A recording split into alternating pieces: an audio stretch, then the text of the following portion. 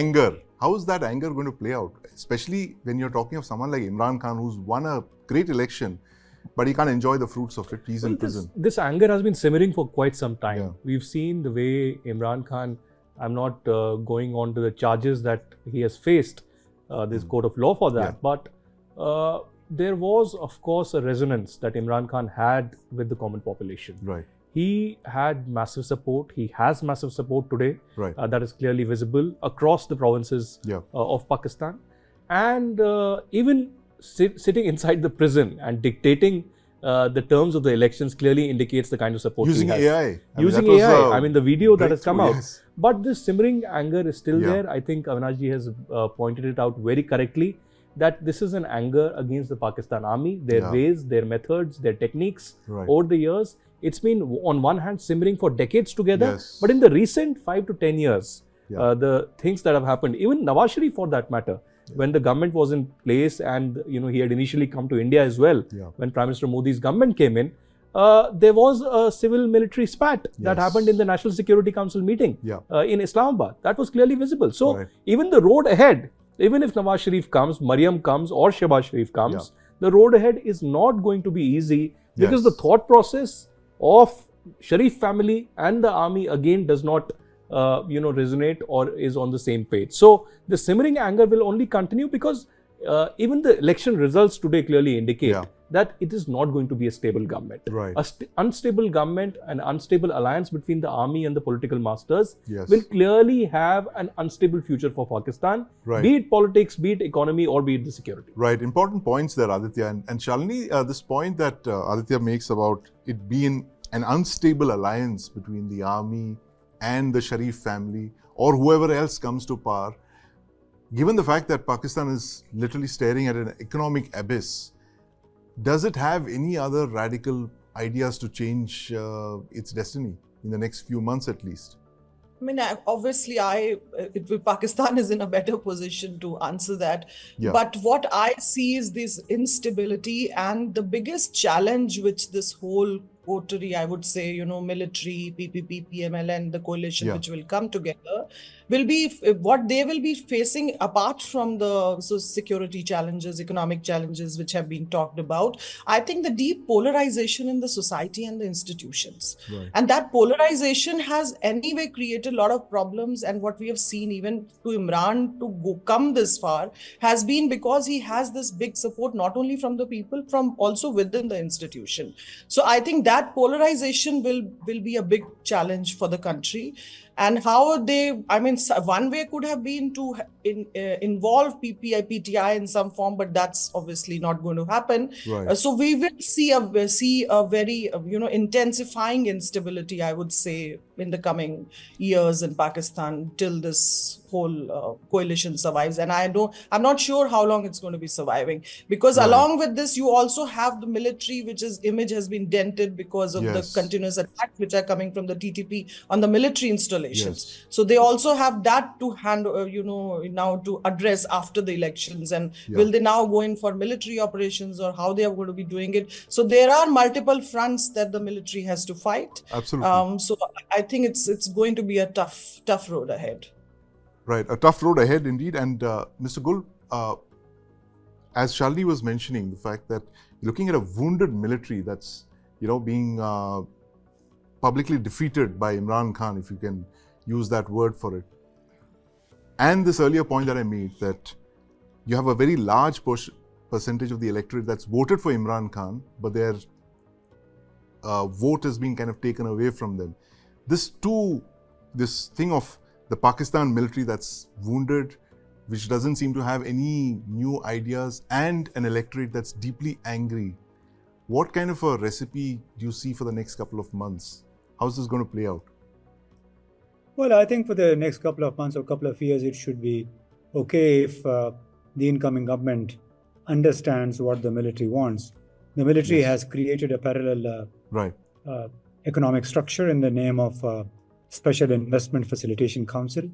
And the intention is to basically guide and steer the economic activities, foreign investment in Pakistan. So as long as the civilian government is comfortable with the military guiding that, I don't see any big problems for these forces of status quo. For me, there are three big challenges for the state of Pakistan as of now. One is the credibility of state institutions, yes, which has eroded tremendously in the last 2 years or so as a result of the persecution of the witch hunt that Imran Khan and PTI has endured. Then the other big challenge is the questionable integrity of mainstream leaders. You name Zardari or Bilawal or Nawaz Sharif, Shahbaz Sharif, they are at each other's throat during the election campaign. They abuse each other, but now they are hobnobbing, embracing each other for coalition government. So this is this bigotry, this hypocrisy that this younger generation has seen in this country has totally destroyed the integrity of these leaders. And that's why we saw this expression of rejection in terms of over 50% votes for the PTI. And the third one is, and the third big challenge is the mindset that we see comes with Nawaz Sharif, Shahbaz Sharif, with the military, and with Asif Ali Zardari, this mindset of patronage, exploitation of the system. So as long as we are governed by this mindset, it will be very difficult for any government to take Pakistan out of... Absolutely. Pakistan's election results surprised us. But on election day, on the 8th of February, we knew two things. That Imran Khan was the most popular Pakistani politician by far, and that Nawaz Sharif was running out of steam.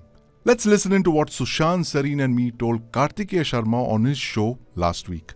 Continues to be a popular politician. Absolutely. So, can you take us through why he continues to be a popular politician? Despite being behind bars, despite so many corruption cases? Kartikeya, the test of the free and fair elections in Pakistan is if Imran Khan were to stand for elections, he would win by a landslide. And that is the kind of popularity that he enjoys in Pakistan today. And the longer he has been imprisoned, the more cases that have been put out, on him, the way his party is being dismembered, dismantled. Despite all of that, there is a incredible fan following that he enjoys among the people. And I think the reason for that, Kartikeya, has to do with the fact that Pakistan is a very young country. The median age in Pakistan is just 23 years. And there is a generation of Pakistani voters, the young people, who haven't seen leaders before him. And for him, he is saying all the right things. He says that I am the guy out there, I am challenging the Americans, I am standing up for Afghanistan, I am standing up for the Muslim people of the world. All of these things seem to have struck a chord with the people. And if you ask me, Kartikeya, Imran Khan's popularity is the kind of popularity that Donald Trump enjoys in the United States. Both of them are outliers. They are both outsiders. They were not politicians, they're not career politicians. They've come in, they've parachuted into politics, and they've struck a chord with the people. People absolutely love him. That's the reason he's the most popular and the most beloved politician in Pakistan. But let me stick my neck out a little more out here, and really, I hope you lose this clip if I'm wrong. Personally, if Nawaz Sharif wins this election or his party wins this election, this might well be the last election that Muslim League Nawaz wins. And I say this because it's a party which is living in the past. It's a party which has no new ideas. It's a party whose developmental model is so 1980s and 1990s. Just yesterday, Nawaz Sharif was talking about becoming an Asian tiger. Who wants to become an Asian tiger these days? Yeah, come on. For God's sake, Asian tigers is 1980s and 90s. Does India say I want to become an Asian tiger today?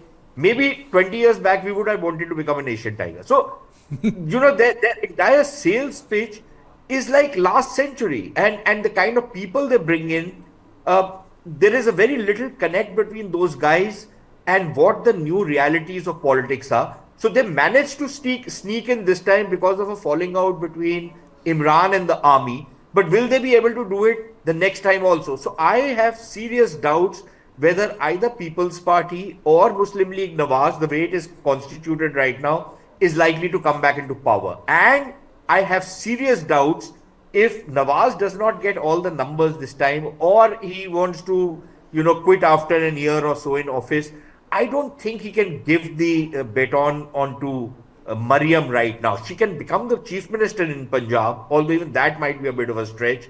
But I don't see Mariam being acceptable as a prime ministerial candidate by the army at this point in time. I don't see it happen. I could be wrong, but I don't see it happen.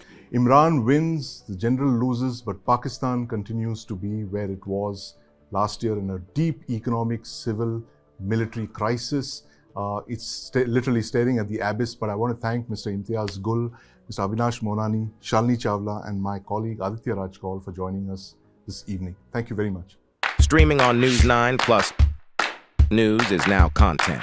Subscribe and get free vouchers.